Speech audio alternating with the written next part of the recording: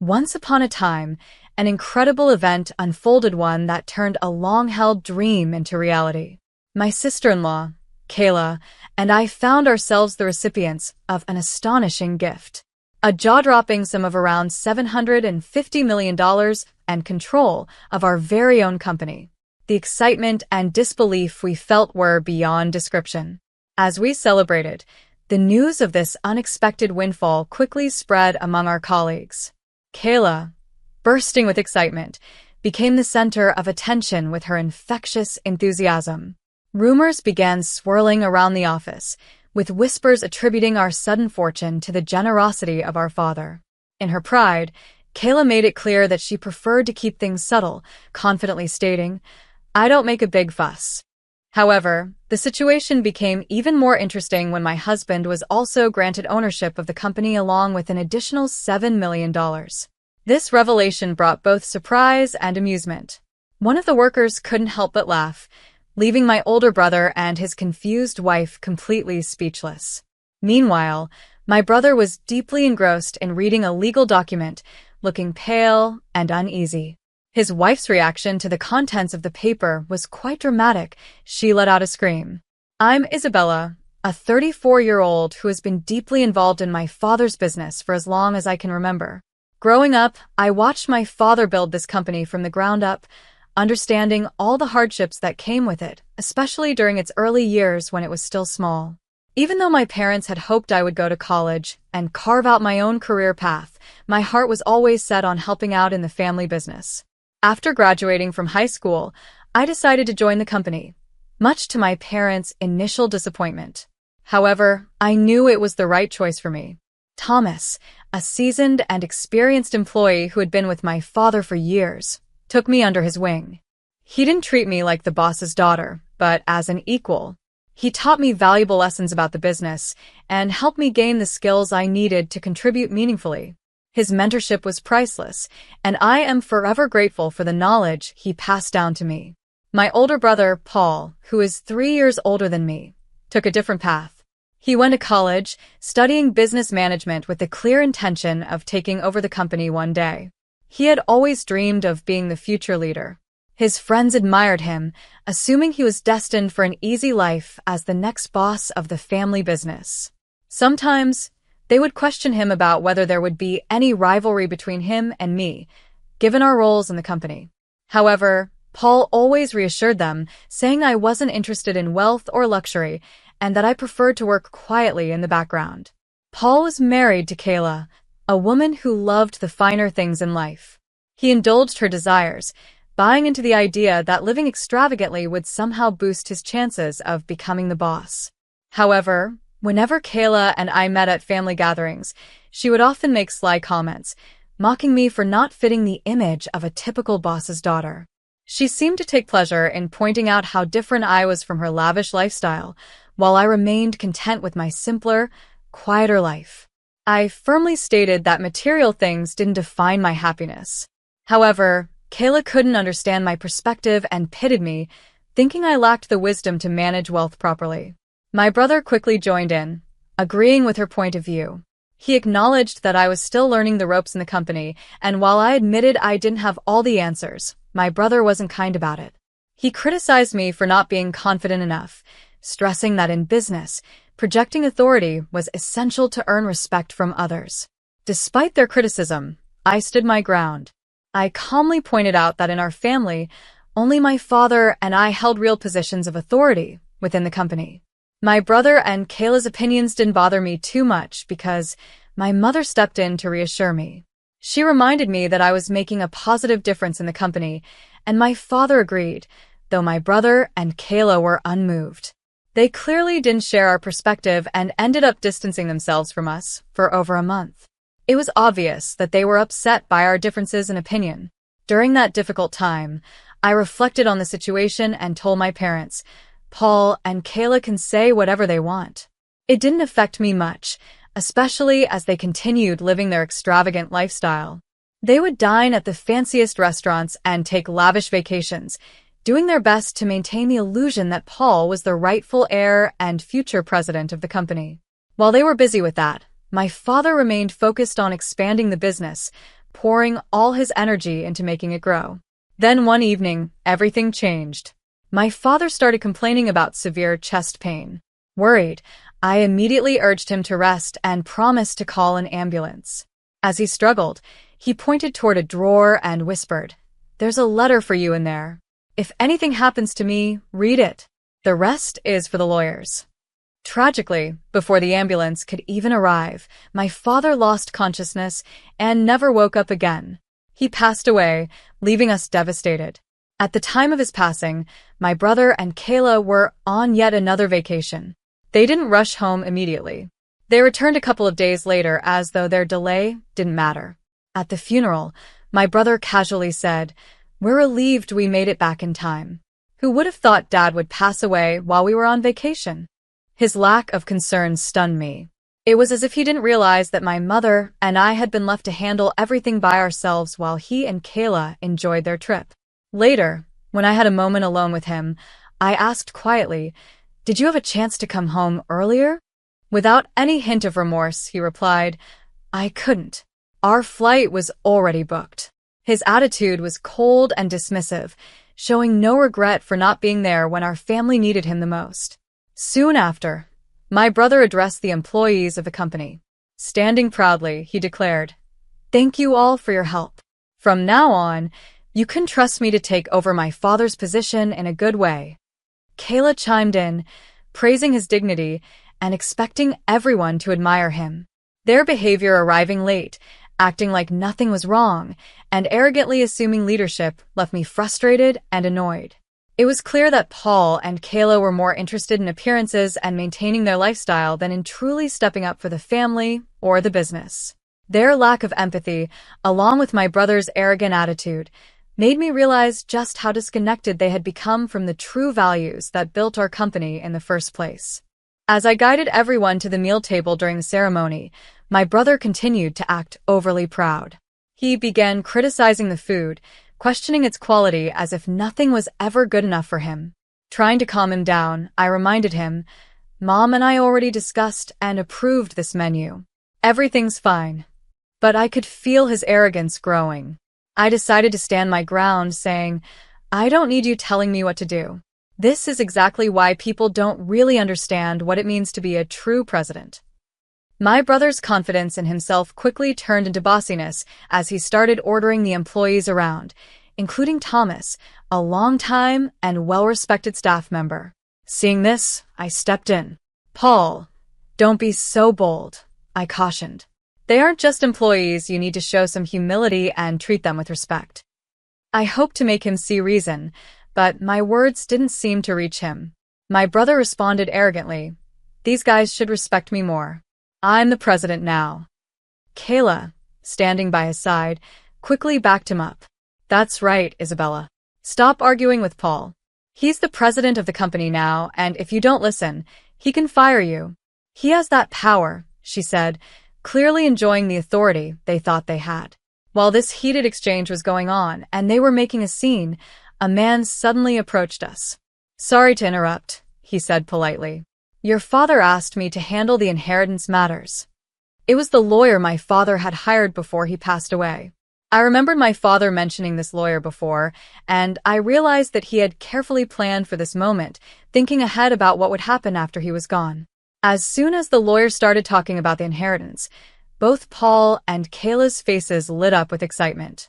They eagerly welcomed him, smiling broadly, ready to get things done quickly. Kayla especially seemed thrilled at the mention of money. "Isn't my father's inheritance worth $750 million? Paul asked, with tears welling up in his eyes. The amount sounded like a fortune, and Kayla was practically glowing with excitement. $750 million. That's so much money, she exclaimed. Owning a company with that much wealth is like living a dream. The employees who overheard this began whispering amongst themselves, clearly intrigued by the amount. Sensing the moment of importance, Kayla stood up proudly and announced, "Everyone, be quiet.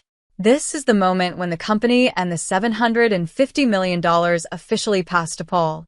But just as she finished her proud declaration, one of the employees couldn't help but laugh. There was an awkward pause as my brother grabbed hold of the will and started reading it out loud, eager to confirm his new wealth. But as he read further, his expression changed. His face, once filled with pride, now turned pale with shock. Kayla, standing beside him, was confused as she watched his reaction. It didn't take long for the truth to hit him. According to the will, the entire company, everything my father had worked so hard for, was to be passed down to the oldest daughter. Me, Isabella. My brother stared at the paper in disbelief. He was silent at first, but then he began shouting, "This can't be true. This has to be a mistake." In a calm, serious tone, the lawyer stepped in, saying, "This is a legally valid will. There is no mistake." My brother's voice grew tight and strained as he tried to process the shocking reality that everything had gone to me, not him. "I don't care about this," my brother shouted, his frustration clear. "How can Isabella be the president instead of me? Maybe Dad was just getting old and confused." The lawyer, trying to stay neutral, added, "It's possible your father's judgment wasn't entirely clear. A will made by someone who isn't thinking straight might not hold up in court." Hearing this made my heart ache. I couldn't stay silent anymore. I couldn't let my brother and Kayla insult our father, a man who had always been fair and thoughtful. Even though they were family, I couldn't allow them to tear down his good name like this. The idea of my brother becoming president seemed completely unthinkable to me. He had never shown the dedication or commitment required to lead the company. My words seemed to enrage him even more. "What are you saying? Are you implying I'm not good enough to be president?" he demanded, his voice rising. Without hesitation, I replied, "You're right. How can you lead a company when you've never really contributed to it? You haven't put in the effort. You don't understand what it takes." "Don't be ridiculous," my brother shot back angrily. "Kayla and I even built a huge house fit for president. We went to great lengths to make me look like the future leader." I couldn't help but respond. "By building a mansion? By spending money on fancy restaurants? That's not how you lead, and it certainly doesn't help the company's image. Sure, money is important, but it's not everything. And let's not forget Dad paid for most of that house and your extravagant lifestyle." Paul's face flushed with anger. "How would you know all that?" I explained. "Before he passed away, Dad left me a letter. In that letter, he outlined everything, how much he had spent on you and Kayla, and that it would count as your gift during his lifetime. So, according to the will, your share of the inheritance is practically nothing." Kayla's eyes widened with shock as she realized what this meant. "Wait a minute, are you saying that the $750 million inheritance has already been spent? That doesn't seem fair if we're getting so little from it." One of the employees, the same one who had laughed earlier, decided to step in at this moment. "Excuse me," he said to Kayla, "but the $750 million you're talking about isn't personal money. It came from the company's funds, and I think all of us employees are well aware of that." Kayla looked even more confused. "So, can money from the company be inherited?" she asked, sounding a bit panicked. I looked at her directly and answered, "No, it can't. Company money is meant to keep the business running, not for family members to inherit. Your share of the inheritance is minimal because most of the money you've been enjoying came from the company's accounts, not personal wealth." Kayla's face fell as the realization sank in. "That's really disappointing," she said quietly, clearly upset by the revelation. I was just as shocked by the inheritance as everyone else. $750 million, it was a staggering amount. As the reality of it sank in, my brother suddenly stood up, as if a new thought had struck him, and he shouted at the employees, "Do you really want someone as plain as Isabella to be your president? I'm the one who's more qualified. I have the same kind of charisma that our father had." But to his surprise, none of the employees agreed with him. Thomas, a longtime staff member who had known my father for years, stepped forward and calmly responded to my brother. "Your father was indeed a charismatic man who built this company from the ground up, but you and he are not the same. What you're showing isn't charisma, it's arrogance." My brother's face flushed with anger as Thomas's words hit him hard. "How can you say that? I'm just as much a part of this company as Isabella, Paul protested. But Thomas, remaining composed, pointed out, Paul, you might be part of the company, but we rarely ever see you actually working here. You don't spend time understanding how things work. Frustrated, my brother shot back. That's because I don't have time for the regular work. I'm busy networking and making connections with important people. I don't have time for tasks that anyone can do. Thomas shook his head and continued. Networking isn't everything. Isabella works diligently every day, handling her responsibilities and making sure she understands the business inside and out. She does it all quietly behind the scenes, just like your father used to. I see the same dedication and sincerity in Isabella that I saw in your father. That's why I believe she is the right person for the job.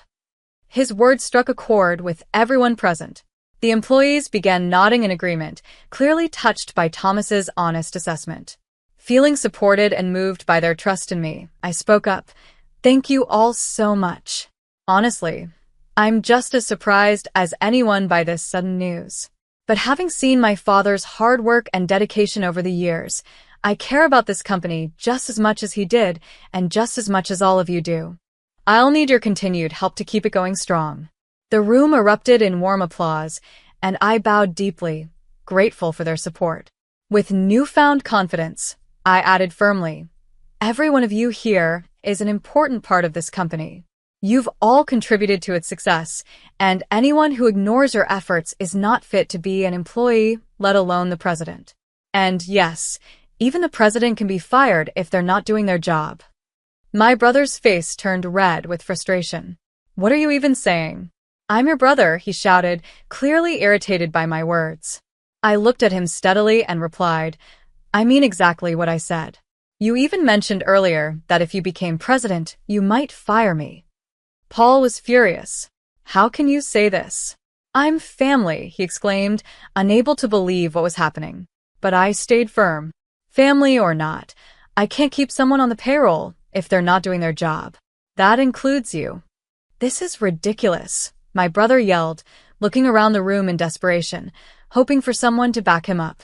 But the employees, who had once been loyal to our father, simply stared back at him with cold, unsupportive expressions. It was clear he had no allies left.